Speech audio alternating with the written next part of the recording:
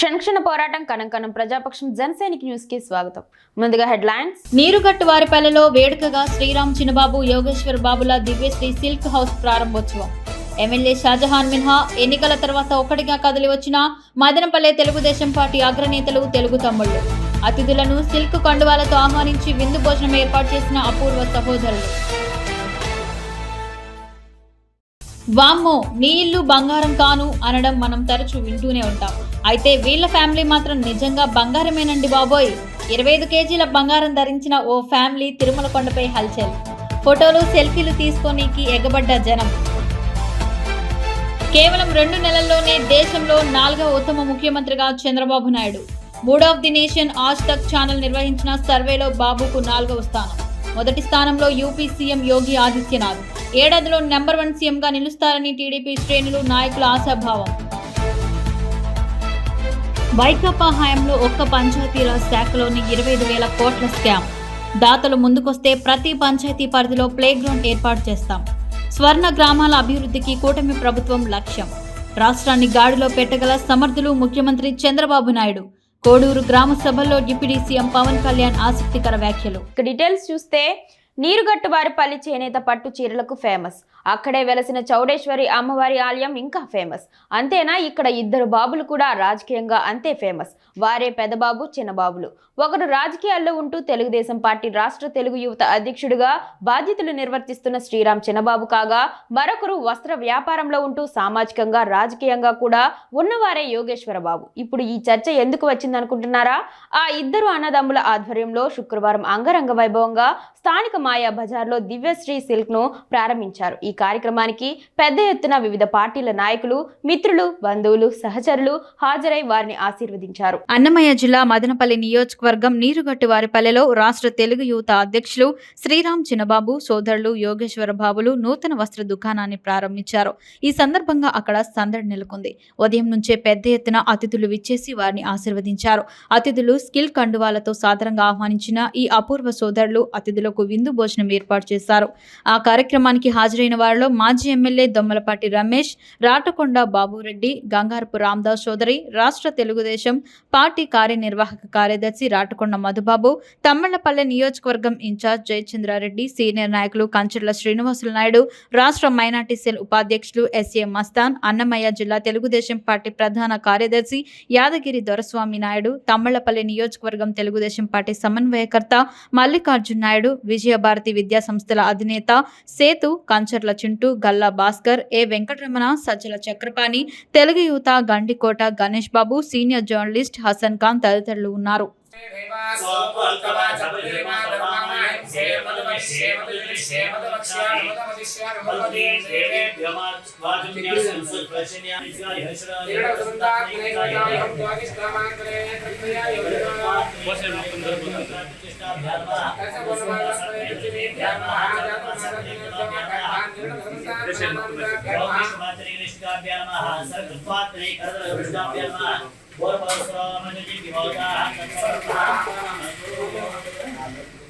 దేశంలోనే AP CM Chandrababu senior most leader. ప్రధాని మోడీ కంటే ముందుగానే రాజకీయాల్లోకి వచ్చారు. 1978లోనే తొలిసారిగా ఎమ్మెల్యే అయ్యారు. మంత్రి పదవి కూడా దక్కించుకున్నారు. తెలుగుదేశం పార్టీలో చేరిన ఆయన అనతి కాలంలోనే ఆ పార్టీలో ఉన్నత స్థానంలో చేసుకున్నారు. 1995లో తొలిసారిగా సీఎం అయ్యారు. కాగా mood of the nation Aaj Tak channel నిర్వహించిన సర్వేలో చంద్రబాబు కేవలం అధికారంలో చేపట్టిన 2 నెలల వ్యవధిలోనే దేశంలో 4వ స్థానంలో నిలిచి ఔరా అనిపించుకున్నారు. ఇప్పటి వరకు ఈ రాష్ట్రానికి 4 సార్లు సీఎంగా పదవి బాధ్యతలు చేపట్టే అవకాశం ఆయనకు వచ్చింది. సుదీర్ఘకాలం ప్రతిపక్ష నేత పాత్ర కూడా పోషించారు. అపారమైన అనుభవం ఆయన సొంతం. రాజకీయంగా చాణక్యుడు అన్న పేరు ఉంది. అభివృద్ధికి బ్రాండ్ అంబాసిడర్ గా ఆయనను చెప్పుకుంటారు. 2014లో రాష్ట్ర విభజనతో నవ్యాంధ్రప్రదేశ్కు తొలి సీఎం అయ్యారు. ఇప్పుడు రెండోసారి సీఎం పీఠాన్ని అధిరోహించారు. ఇప్పుడున్న చాలా మంది జాతీయ నేతలు, వివిధ రాష్ట్రాల ముఖ్యమంత్రులు చంద్రబాబు కంటే జూనియర్లే.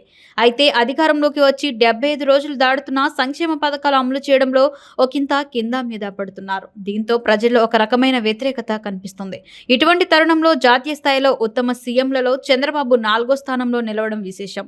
మూడ్ ఆఫ్ ద నేషన్ పేరిట ఆజ్ తక్ ఛానల్ నిర్వహించిన సర్వేలో చంద్రబాబు జాతీయ స్థాయిలో 4వ ఉత్తమ ముఖ్యమంత్రిగా నిలిచారు. తమిళనాడు సీఎం స్టాలిన్ సైతం 4వ స్థానంలో నిలవడం విశేషం. 33% మార్కులతో యూపీ సీఎం యోగి ఆదిత్యనాథ్ అగ్రస్థానంలో నిలిచారు. 14%తో అరవింద్ కేజ్రీవాల్, 9%తో మమతా బెనర్జీ నిలిచారు. చంద్రబాబు, స్టాలిన్ సంయుక్తంగా 4వ స్థానాన్ని పంచుకున్నారు. 75 రోజుల కిందటే చంద్రబాబు సీఎంగా బాధ్యతలు స్వీకరించారు. ఇంతలోనే ఈ ఘనత సాధించారని టీడీపీ వర్గాలు గొప్పగా చెప్పుకుంటున్నాయి. చంద్రబాబు సుపరిపాలన అందిస్తున్నారని, రాష్ట్రాన్ని గాడిలో పెట్టే ప్రయత్నం చేస్తున్నారని, వచ్చే ఏడాది నాటికి ఆయన దేశంలోనే ది బెస్ట్ సీఎంగా నిలుస్తారని టీడీపీ వర్గాలు ప్రచారం చేసుకుంటున్నాయి. ఏపీ గ్రామ పంచాయతీలకు గుడ్ న్యూస్. ఇకపై ప్లే గ్రౌండ్స్ కూడా నిర్మించేందుకు నిర్ణయం తీసుకున్నట్టు చెప్పారు deputy CM Pawan Kalyan. Railway Koduru నియోజకవర్గంలో పర్యటిస్తున్న డిప్యూటీ సీఎం దాతలు ముందుకొస్తే పంచాయతీలో ప్లే గ్రౌండ్స్ ఏర్పాటుకు కృషి చేస్తానని ప్రకటించారు. పంచాయతీ శాఖలో 25,000 కోట్ల స్కామ్ జరిగిందని డిప్యూటీ సీఎం పవన్ కళ్యాణ్ సంచలన ఆరోపణలు చేశారు. అన్నమయ్య జిల్లాలో నిర్వహించిన గ్రామ సభలో డిప్యూటీ సీఎం పవన్ కళ్యాణ్ మాట్లాడారు. పంచాయతీలు దేశ అభివృద్ధికి చాలా కీలకమన్నారు. ఆంధ్రప్రదేశ్ రాష్ట్రంలో 70% వైసీపీకి సంబంధించిన సర్పంచ్లే ఉన్నారని, అయినా పార్టీలకు అతీతంగా అభివృద్ధికి కట్టుబడి ఉన్నామని తెలిపారు. డిప్యూటీ సీఎం పవన్ కళ్యాణ్ స్వర్ణ గ్రామాల అభివృద్ధి నా లక్ష్యమని చెప్పారు. సినిమాలను, రాజకీయాలను నేను చాలా ప్రత్యేకంగా చూస్తానని, అన్నం పెట్టే రైతు బాగుంటే అన్ని బాగుంటాయని చెప్పారు. గత ప్రభుత్వం 51,000 కోట్లు ఖర్చు పెట్టినట్లు చెప్పారని, అయితే అందులో 25,000 కోట్లు ఏమైపోయాయో తెలియాలని పేర్కొన్నారు. అన్నా హజారే సర్పంచ్గా గెలిచి దేశంలోనే మార్పు తీసుకొచ్చారు. ఒక సర్పంచ్ తలుచుకుంటే దేశంలో మార్పు తేవచ్చని ఆయన నిరూపించారని కొనియాడారు. వైఎస్ జగన్మోహన్ రెడ్డి పార్టీలో వ్యక్తుల ప్రాధాన్యతలను క్రమంగా మారుస్తున్నారు. సజ్జల రామకృష్ణారెడ్డిని నేరుగా పార్టీ వ్యవహారాల్లో జోక్యం చేసుకోకుండా తగ్గిస్తూ వస్తున్నారు. ఈ క్రమంలో తాజాగా ఆయన రాయచోటి మాజీ ఎమ్మెల్యే శ్రీకాంత్ రెడ్డితో పాటు చెవిరెడ్డి భాస్కర్ రెడ్డిలపై ఎక్కువగా బాధ్యతలు పెట్టాలని నిర్ణయించుకున్నారు. ఇందుకోసం ప్రధాన కార్యదర్శులుగా నియమించారు. ఇక నుంచి జగన్ తరఫున పార్టీలో పెత్తనం చేసేది వీరేనని సంకేతాలు పంపుతున్నారు. జగన్ త్వరలో లండన్ వెళ్లబోతున్నారు. ఆ సమయంలో పార్టీ వ్యవహారాలను చెవిరెడ్డి, శ్రీకాంత్ రెడ్డి చూస్తారు. సజ్జల రామకృష్ణారెడ్డితో పాటు కీలక నేతలందరికీ కేసుల ఉచ్చు ఉంటుంది. అందుకే వారు ఇప్పుడిలా యాక్టివ్ అయ్యే అవకాశం లేదు. పైగా సజ్జలను దూరం చేసుకోవాలన్న డిమాండ్లు అన్ని వైపుల నుంచి వస్తున్నాయి. కానీ విజయసాయిరెడ్డిని తిట్టి పంపేసినంత సులభంగా సజ్జలను జగన్ దూరం పెట్టలేకపోతున్నారు. ప్రస్తుతానికి ఆయన కుమారుడిని సోషల్ మీడియా నుంచి దూరం పెట్టగలిగారు. సజ్జల గత 5 ఏళ్ల కాలంలో పార్టీపై పట్టు సాధించారు. ఆయనను అంత వేగంగా వదులుకోవడం సాధ్యం కాదని జగన్కు తెలుసు. అందుకే మెల్లగా పార్టీలో ఇతరుల పాత్రను పెంచే ప్రయత్నం చేస్తున్నారు. తనకు లాయల్గా ఉంటారని అంచనాకు వచ్చిన శ్రీకాంత్ రెడ్డి, చెవిరెడ్డి చెబితే ఇక జగన్ చెప్పినట్లే అన్న పరిస్థితి తీసుకొస్తున్నారు. మరి ఈ మార్పులు ఎంతవరకు ఫలితం ఇస్తాయో చూడాల్సిందే. పల్లెలు పచ్చగా కలకలలాడేలా ప్రణాళికలు చేపట్టిన కూటమి ప్రభుత్వం గ్రామాల సుస్థిర అభివృద్ధి దిశగా రాష్ట్ర ప్రభుత్వం అడుగులేస్తుందని, పల్లెలు పచ్చగా కలకలలాడేలా స్వర్ణ గ్రామ పంచాయతీ పేరుతో ప్రత్యేక కార్యక్రమానికి కూటమి ప్రభుత్వం శ్రీకారం చుట్టిందని తెలుగుదేశం పార్టీ జాతీయ ప్రధాన కార్యదర్శి పీలేరు నియోజకవర్గ శాసనసభ్యులు నల్లారి కిషోర్ కుమార్ రెడ్డి అన్నారు. శుక్రవారం ఆయన పీలేరు పంచాయతీ కార్యాలయంలో అధికారులు, ప్రజలతో నిర్వహించిన గ్రామ సభలో ముఖ్య అతిథిగా పాల్గొన్నారు. పల్లెల ప్రగతికి దారులు వేసి పంచాయతీల అభివృద్ధికి తోడ్పడుతూ పంచాయతీ పరిధిలో ఉన్న సమస్యల పరిష్కారం చేయడానికి ఈ మహత్తర కార్యక్రమాన్ని చేపట్టినట్లు తెలిపారు. పట్టణంలోని త్రాగునీరు, వీధి లైట్లు, పలు సమస్యలపై అర్జీలు ఇవ్వడంతో ఆయన సున్నితంగా పరిశీలించి సమస్యలు చూడాలని సంబంధిత అధికారులను సూచించారు. అలాగే జాతీయ గ్రామీణ ఉపాధి హామీ పథకం ద్వారా గ్రామాల్లో మౌలిక సదుపాయాలను కల్పించుకునే ఉద్దేశంతో గ్రామంలో ప్రతి కుటుంబానికి 100 రోజుల ఉపాధి హామీ పనిని తప్పకుండా కల్పించడం జరుగుతుందని కూడా అన్నారు. పీలేరు పెద్ద ఊరు అయిపోయింది, మున్సిపాలిటీ కూడా అయిపోతుంది. Next time election, panchayat election ఉండదు, ఇక్కడ మున్సిపల్ ఎలక్షన్ ఉంటుంది పీలేరులో. అప్పుడే కావాల్సింది. అప్పుడు గ్రామ పంచాయతీ అయితే కొంచెం ట్యాక్సులు తక్కువ ఉంటాయి, మున్సిపాలిటీ అయితే ట్యాక్సులు ఎక్కువ కట్టాల్సి వస్తుందనే ఉద్దేశంతో అన్ను ఉండేటప్పుడే మనం ఆపటం జరిగింది. కానీ మున్సిపాలిటీ అయితే లాభాలు కూడా ఉన్నాయి, డబ్బులు కూడా గవర్నమెంట్ ఆఫ్ ఇండియా నుంచి ఎక్కువ కూడా వస్తాయి. మున్సిపాలిటీ అయితే ఎన్ఆర్జీఎస్ అంతా రాదు, నాకు తెలిసినంత వరకు ఎన్ఆర్జీఎస్ అంతా రాదు, కొన్ని ఇబ్బందులు కూడా ఉండొచ్చు. కానీ రేపు ఎలక్షన్ జరిగేటప్పటికి పీలేరు మున్సిపాలిటీ అవుతుంది. 2 సంవత్సరాలకు ఎలక్షన్ జరిగేటప్పటికి కొన్ని పక్కన ఉండే గ్రామాలు కూడా కలుపుకొని ఒక 4 గ్రామాలు 3 గ్రామాలు ఏవైతే ఉన్నాయో పెద్ద గ్రేటర్ పీలేరు లాగా పల్లెలన్నీ కలుపుకొని ఒక మంచి మున్సిపాలిటీగా మనం తయారు చేసుకోవాల్సిన అవసరం ఉంది. ఒకటి, ప్రజలకు మనము జవాబుదారీతనం ఉండాలి. ఇప్పుడు పంచాయతీ ప్రజలు ఓటు వేసింటే పంచాయతీ ప్రెసిడెంట్ ఎవరో వార్డు మెంబర్ ఎవరో తెలుస్తుంది. అవునా కాదా? చెప్పండి. నేను సర్పంచ్ అని మనం చెప్పుకునేంత మాత్రం సర్పంచ్ కాదు. ఎవరు? నేను వార్డు మెంబర్ అని చెప్పుకుంటే వార్డు మెంబర్ కాదు. నేను ఓట్లు అడుగుతా ఉంటే ఎవరు మా సర్పంచ్ అంటే ఎవరో తెలియదు పని చెప్తా ఉన్నారు. ఎవరు మా వార్డు మెంబర్ అంటే వార్డు మెంబర్ ఎవరో తెలియదు. అంటే ఓట్లు వేసుకొని గెలిస్తే కిషోర్ కుమార్ ఓటు వేసాను కాబట్టి నేనెవరో ఎమ్మెల్యే నీకు తెలుసు. నేనే పేపర్లు చింపేసి ఎవరిని నామినేషన్ వేయని కన్నా నేను ఎమ్మెల్యే అయితే ఎవరికి తెలుస్తుంది? చెప్పండి. కాబట్టి ప్రజలకు కావాల్సింది ప్రజాస్వామ్యం. ఫస్ట్ ఎవరైనా ఓట్లు వేసుకోవాలి. ఓట్లు వేసి గెలిచినోడు గెలుస్తాడు, ఓడిపోయినోడు ఓడిపోతాడు.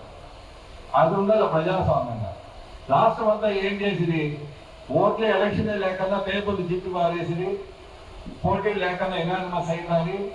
సర్పంచ్ ఎవరో తెలియదు, వార్డు మెంబర్ ఎవరో తెలియదు, జవాబుదారులే. ఎన్ని కోట్లు తినేసినా కూడా డబ్బులు ఎవరు జవాబుదారు దానికి? చెప్పండి. ప్రజలు అడిగితే మీరే ఓటు వేశారంటారు. ప్రజలు ఓటు అడిగిందిలే. కాబట్టి పీలేరులో చాలా అవకతవకలు ఉన్నాయి. ఎంక్వైరీ కూడా జరిగింది. పీలేరు గ్రామాలను సమగ్ర అభివృద్ధి చేయడమే కూటమి ప్రభుత్వం లక్ష్యం.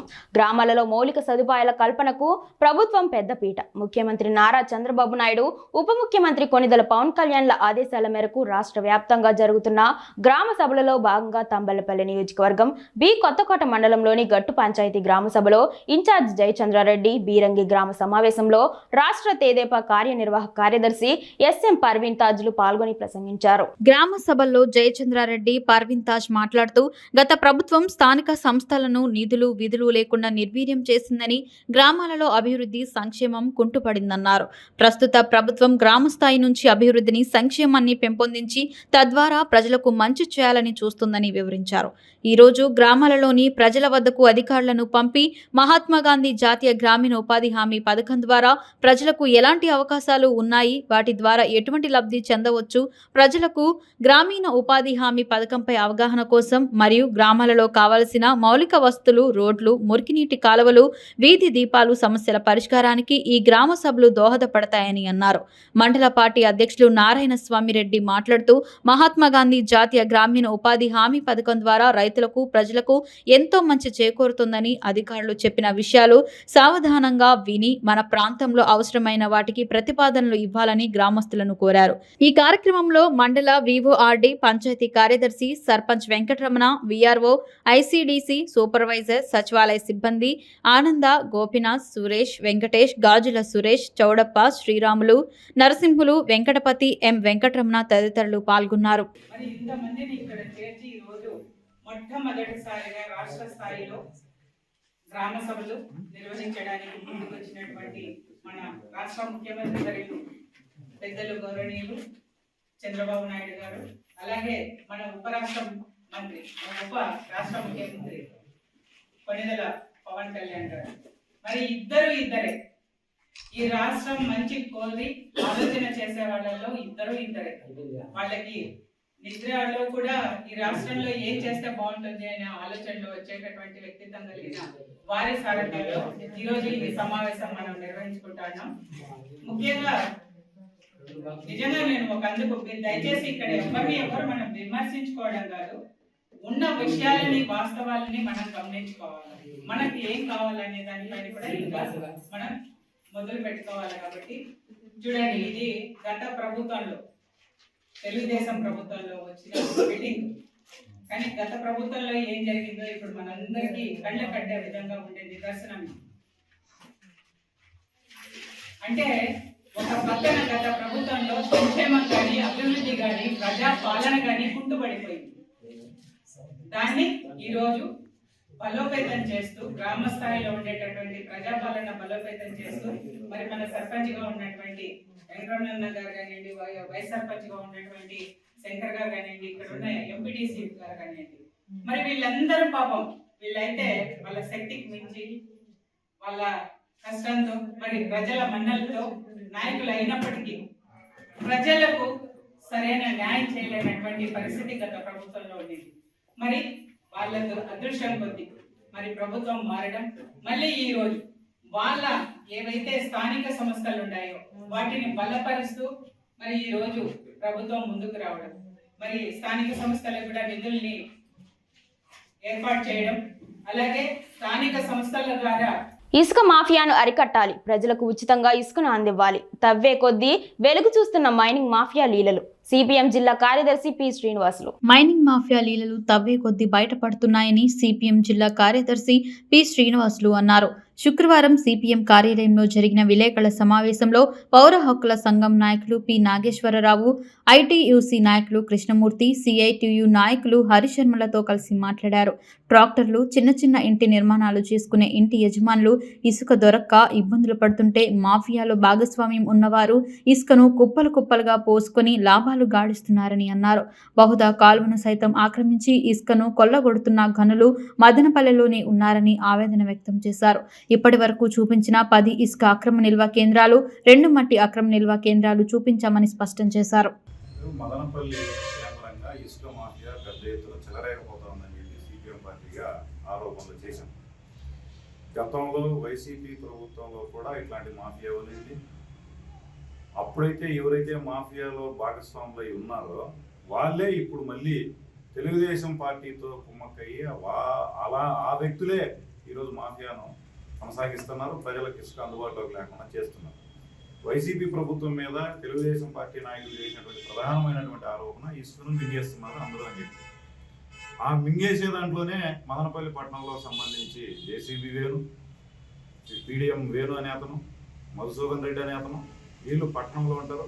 అదేవిధంగా నెల్లూరు ప్రాంతం నుంచి వచ్చినటువంటి రాంబాబు లేదా నెల్లూరు ప్రసాద్ రెడ్డి, ఇట్లాంటి వాళ్ళు వీళ్ళందరికీ కూడా ఇసుకను సరఫరా చేస్తూ ఉన్నారు అనేటటువంటిది గత ప్రభుత్వంలో జరిగినటువంటి పెద్ద ఆరోపణ. ఈరోజు కూడా వాళ్ళే ఇక్కడ ఇంకా గజ్జలకుంటలో ఉన్నటువంటి ఏఎన్ఎస్ శ్రీనివాసులు, అమర, వీళ్ళందరూ అక్కడ ప్రసాద్ రెడ్డితో కుమ్మక్కైపోయి మొత్తం ఇసుకనన్నింటినీ కూడా కొల్లగొట్టారు అనేటటువంటిది ప్రధానమైనటువంటి ఆరోపణ మదనపల్లి పట్టణంలో గత ప్రభుత్వ హయాంలో నడిచింది. ఇప్పుడు కూడా వీళ్ళే చేస్తున్నారు. అయితే ఇప్పుడు తెలుగుదేశం పార్టీ నాయకులుగా ఉన్నటువంటి శంషేర్ గారు కనుసన్నల్లో నడుస్తూ ఉంది. శంషేర్ గారు ఎవరికి చెప్తే వాళ్ళకే నెల్లూరు ప్రసాద్ రెడ్డి ఇసుకను అందించేటటువంటి పరిస్థితి ఉంది. ఇప్పుడు ఈ తెలుగుదేశం పార్టీ అధికారంలోకి వచ్చిన తర్వాత జేసీబీ మధు అనే ఆయన పెద్ద డాన్గా తయారైపోయి ఒక్క హంద్రీనివాలో Chippili summer storage tank repair అనేటటువంటి పేరుతో రోడ్డు ట్రాన్స్పోర్ట్ పర్మిషన్ తెచ్చుకొని ఇసుకను ఎక్కడి నుంచి తేవాలా, ఇసుక ఇచ్చి ఎక్కడ ఉంటే అక్కడి నుంచి తేవాలా. కానీ అనుమతులు లేనటువంటి బహుదా నదిలో నిమ్మనపల్లి అగ్రహారం దగ్గర నుంచి పెద్ద ఎత్తున ఇసుకను కొల్లగొట్టి బెంగళూరుకి అమ్మాడు. ఇక్కడ అందరికీ కూడా సరఫరా చేసినటువంటి పరిస్థితి ఉంది. అట్లాగే చుట్టుపక్కల ఉన్నటువంటి మట్టినంతా కూడా ఏఎన్ఎస్ శ్రీనివాసులు ఈరోజు అక్కడ ఎనుమలవారిపల్లికి పైన ఉన్నటువంటి చెరువును తవ్వేసి అక్కడ వుడ్లాండ్ దగ్గర భూమిని అంతటిని కూడా పూర్తి చేయడం జరిగింది. అట్లే విధంగా ఈ శంషేర్ నాయకత్వంలో బెంగళూరు పంపించాలనేటటువంటి దాంట్లో బార్లపల్లిలో ఇసుకని డంప్ చేసి పెట్టారు. బసినికొండ దగ్గర సాధారణంగా బంగారం ఉన్న వాళ్లకు కొంతమందికి ఒక వెరైటీ అలవాటు ఉంటుంది. తమ వద్ద ఉన్న బంగారంను అందరికీ చూపించాలనుకుంటారు. మరికొందరు బంగారం వేసుకొని పబ్లిసిటీ చేసుకుంటారు. ఒంటిపై బంగారం ధరించి తమ వాళ్ళ ముందే తమ స్టేటస్ ను ప్రత్యేకంగా చూపించాలనుకుంటారు. ఎక్కడ ఎలాంటి ప్రోగ్రాంలు జరిగినా, టెంపుల్స్ లకు వెళ్ళినా కూడా గ్రాండ్ గా బంగారం ధరించి మరీ వెళ్తుంటారు. అయితే ఇక్కడ కూడా 25 కేజీల బంగారం వేసుకున్న ఒక ఫ్యామిలీ తిరుమలలో హల్చల్ చేసింది. ఈ వీడియో ప్రస్తుతం వైరల్ గా మారింది. తిరుమలలో పూణేకు చెందిన వాహ్కోర్ చౌరి సంజయ్ గుసాల్ తన కుటుంబంతో కలిసి శ్రీవారి దర్శనానికి వచ్చారు. అయితే వారు స్వామివారిని ఉదయం పూట దర్శించుకున్నారు. ఈ నేపథ్యంలో వాహ్కోర్ చౌరి సంజయ్ గుసాల్ తో పాటు మరో మహిళ సైతం ఉన్నారు. వారి ఒంటి మీద దాదాపు 25 కేజీల బంగారం ధరించినట్లు తెలుస్తోంది. నెక్లెస్లు, కంకణాలు, వడ్డానాలు, భారీ చైన్లు, ఉంగరాలు ఇలా ప్రతిదీ కూడా బంగారంతో ఉన్నాయి. అవి కూడా కేజీల కొద్దీ బంగారంతో చేసినవి ఉన్నట్లుగా తెలుస్తోంది. మొత్తంగా వారి ఒంటి మీద దాదాపు 15 కోట్ల రూపాయల విలువైన బంగారం ఉన్నట్లు తెలుస్తోంది. అంతేకాకుండా వీరి చుట్టుపక్కల 15 మంది సెక్యూరిటీ సిబ్బంది సైతం ఉన్నారట.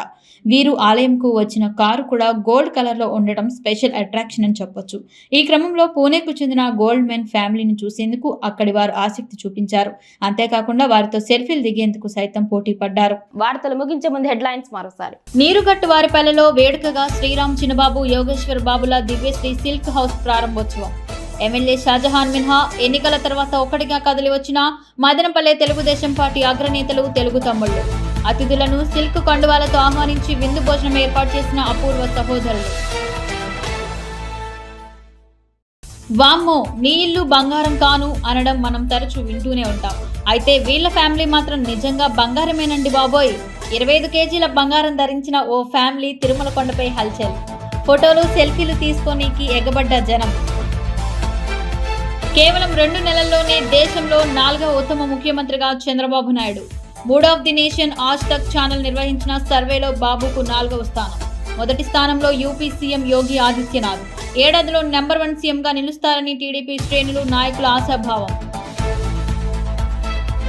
వైకాపా హయాంలో ఒక్క పంచాయతీరాజ్ శాఖలోని 25,000 కోట్ల స్కామ్. దాతలు ముందుకొస్తే ప్రతి పంచాయతీ పరిధిలో ప్లే గ్రౌండ్ ఏర్పాటు చేస్తాం. స్వర్ణ గ్రామాల అభివృద్ధికి కూటమి ప్రభుత్వం లక్ష్యం. రాష్ట్రాన్ని గాడిలో పెట్టగల సమర్థులు ముఖ్యమంత్రి చంద్రబాబు నాయుడు. కోడూరు గ్రామ సభల్లో డిప్యూటీ సీఎం పవన్ కళ్యాణ్ ఆసక్తికర వ్యాఖ్యలు. క్షణక్షణ పోరాటం కనం ప్రజాపక్షం జనసైనిక్ న్యూస్ ఇంతటితో సమాప్తం. తిరిగి రేపటి బులెటిన్లో మళ్ళీ కలుసుకుందాం. అంతవరకు సెలవు, నమస్కారం.